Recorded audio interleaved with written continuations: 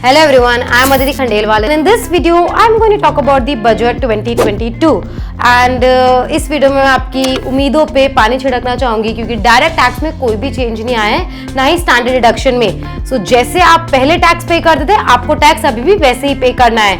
So sorry for disappointing, but there is good news and bad news for crypto fans।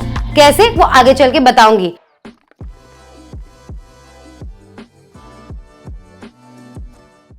We will divide this video into two parts and the first part will talk about the key tax aspects and the second part will cover some exciting things जो मुझे personally लगी थी और मैं आपसे share करना चाहूंगी क्योंकि वो आपके लिए भी important है। First one is updated IT returns। अब इसमें क्या है, बेसिकली जब भी आप इनकम टैक्स रिटर्न फाइल करते हैं तब आपसे बहुत सारी गलतियां होती होंगी, जानबूझ के नहीं, गलती से होता है। देन अब आपके पास एक प्रोविजन है कि आपसे मान लीजिए इस साल अगर कोई गलती हो इनकम टैक्स रिटर्न फाइल करने में, then you have a 2 years extra to fill that return. मतलब आप अपडेटेड रिटर्न फिर से फाइल कर सकते हैं, आपके ऊपर ऐसी कोई मेजर पेनल्टी नहीं लगेगी या फिर आपको बहुत सस्पिशियस नजरों से नहीं देखा जाएगा। You can file the updated returns with in the 2 years from the assessment year. Second one is relief for disabled people. अब इसमें क्या है, बेसिकली जब भी कोई इंसान डिसेबल्ड हो जाता है देन उन्हें एनुइटी या लमसम का जो पेमेंट है वो कब मिलता है, जब पेरेंट्स या गार्डियन की डेथ हो जाती है। बट ऐसा नहीं होगा अब जब भी वो पेरेंट्स या गार्डियन की 60 इयर्स तक की एज क्रॉस हो जाएगी, like whenever they achieve that mark of 60 years, उसके बाद डिसेबल्ड पीपल को वो जो एनुइटी या लमसम अमाउंट है वो रिसीव होना स्टार्ट हो जाएगा। सो इससे जो डिसेबल्ड पीपल उन्हें काफी रिलीफ भी मिलेगा। Third is relief to startup. काफी सारे एग्जेम्पशंस मिलते हैं स्टार्टअप्स को। तो यूजुअली जब भी वो इनकॉर्पोरेट होता है स्टार्टअप, उसका पीरियड होता है 3 years का, बट अब वो जो पीरियड है वो 3 years से 4 years तक इंक्रीज हो गया है। Fourth one is NPS deduction for state government employees. If you're a private sector employee then आपके लिए इतना बेनिफिशियल नहीं है, बिकॉज आपको अभी एनपीएस पे कितना डिडक्शन मिलता है, 10% contributed by employer. Like 3 deductions available होते हैं एनपीएस में, उसमें से जो एक है वो डिडक्शन अवेलेबल होता है जब एम्प्लॉयर कंट्रीब्यूट करता है आपकी तरफ से एनपीएस नेशनल पेंशन स्कीम में, उसका 10%, like they contribute and that is deducted. But अभी जो स्टेट गवर्नमेंट है उनको एक फायदा हो गया है कि उनको पहले 10% डिडक्शन मिलता था, अब उन्हें कितना मिलेगा, 14% deduction. So I think that's a good thing for state government employees and मेरे जैसे को कोई फायदा नहीं है। Fifth one is LTC surcharge. अब ये क्या है, सबसे पहले हम सरचार्ज को समझते हैं। देखिए, एक तो हम टैक्स पे करते हैं, कोई भी गेन होता है, या फिर मैं आपको इसको ना एक इनकम टैक्स के पर्सपेक्टिव से समझाती हूँ कि जब भी आपको लाइक पूरी सैलरी मिलती है in total, then like how you pay actually. So let's say अगर आपकी 10-20 लाख की सैलरी तब आप सिर्फ टैक्स पे करते हो, बट जब एक सर्टेन थ्रेशोल्ड क्रॉस हो जाता है जैसे 50 लाख, तो 50 लाख को क्रॉस करते ही आपको सरचार्ज भी पे करना होता है। टैक्स तो है यही, एक सरचार्ज भी ऐड हो जाता है and it can range from 25% to 37%। So अगर किसी को 50 लाख से ज्यादा 1 करोड़ का गेन हो जाता है उसमें तो 37% तक तो गवर्नमेंट ही ले जाती है। That's why the government has introduced the cap on the surcharge up to 15%। पहले जो कैप था 15% के सरचार्ज का, वो पहले लिस्टेड शेयर्स और इक्विटी ओरिएंटेड म्यूचुअल फंड्स के लिए था, बट अब इसका जो दायरा है वो बढ़ा दिया गया है। एंड मनी फाइनेंस मिनिस्टर की स्पीच से लगा कि it is introduced to all types of asset classes. For example, अगर आप कोई स्टार्टअप में इन्वेस्ट कर रहे हैं तो वहां पे जो गेन्स होते हैं वो एक्सपोनेंशियल होते हैं, like more than 1 crore 2 crore and all.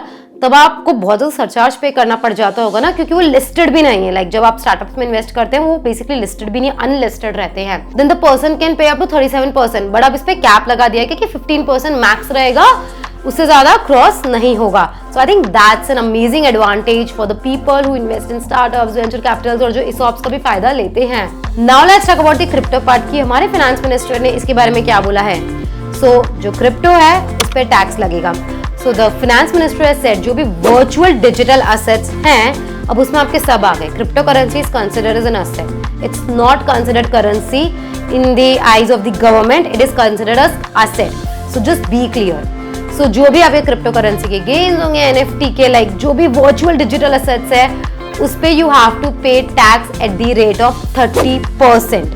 कोई डिडक्शन अलाउ नहीं है। अगर लॉस भी हो गया then you can't set off against another gain. और अगर आपको वर्चुअल डिजिटल एसेट कोई गिफ्ट भी करता है then also you have to pay tax. It's kind of a bad news for crypto fans because of this tax, but कहीं ना कहीं गवर्नमेंट ने इंडिकेशन दे दिया है कि वो क्रिप्टो को बैन नहीं करेगी।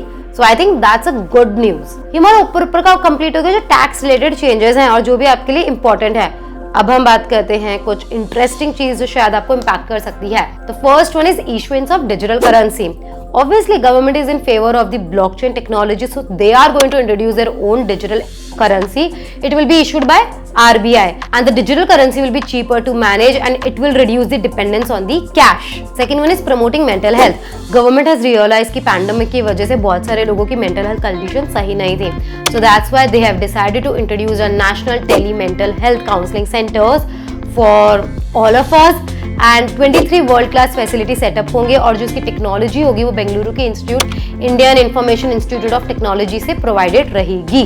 Third one is issuance of E passport. Already 2019 में एक बार भी इसकी बात हुई थी एंड इस बार बजट में बोला गया है कि अब हम ई पासपोर्ट भी काम करेंगे, क्योंकि पासपोर्ट जब हम बनवाने जाते हैं तब हमें कितनी प्रॉब्लम होती है। So obviously e transport will facilitate our overseas travel. Fourth one is Vande Bharat trains will be developed for the 3 years for the higher efficiency and it is really exciting to see कि जो वंदे Bharat trains हैं वो क्या नई world class facilities लाती हैं। Next one is national digital health ecosystem. अब ये क्या है? बेसिकली आप लोगों की यूनिक डिजिटल आईडी दी जाएगी और एक डिजिटल रजिस्ट्री मेंटेन होगी जिसमें एक इंसान का सारा रिकॉर्ड रहेगा उससे हेल्थ से related, and it will B accessed by the hospitals और जो फैसिलिटी सेंटर्स हैं, कि जिसकी वजह से आपका जो भी ट्रैक रिकॉर्ड है, आप कहीं पे कोई भी हॉस्पिटल विजिट करते हो तब वो सब क्लियरली विजिबल है और उसमें ज्यादा टाइम नहीं लगे लाइक आपके इलाज में। Next one is 5G spectrum. Government is in a full favour of promoting 5G technology in India and they are also planning to set up the optical fibre networks in villages too. Last but not least 2 चीजें थी जो मुझे बहुत exciting लगी। The first one is drones का बहुत promotion होगा, उन स्टार्टअप्स को एनकरेज करा जाएगा एंड ड्रोन्स का यूज होगा फार्मिंग में भी। On the other hand gaming community को भी प्रमोट करा जाएगा, like special task force will be set up to promote animation visuals and gaming in India. So yeah that's all for today. And आपको budget ये अच्छा लगा या बुरा लगा? एंड अच्छा लगा तो क्या अच्छा लगा एंड बुरा लगा तो उसमें क्या बुरा लगा? Please drop your answers in the comment box. And हाँ, जाते जाते आपको ज्ञान दे देती हूँ कि हमारी जो जीडीपी की ग्रोथ एस्टिमेट करी गई है इस बजट में बताया गया है कि it will be 9.2% and let's see how things will work on. So yeah bye bye and take care.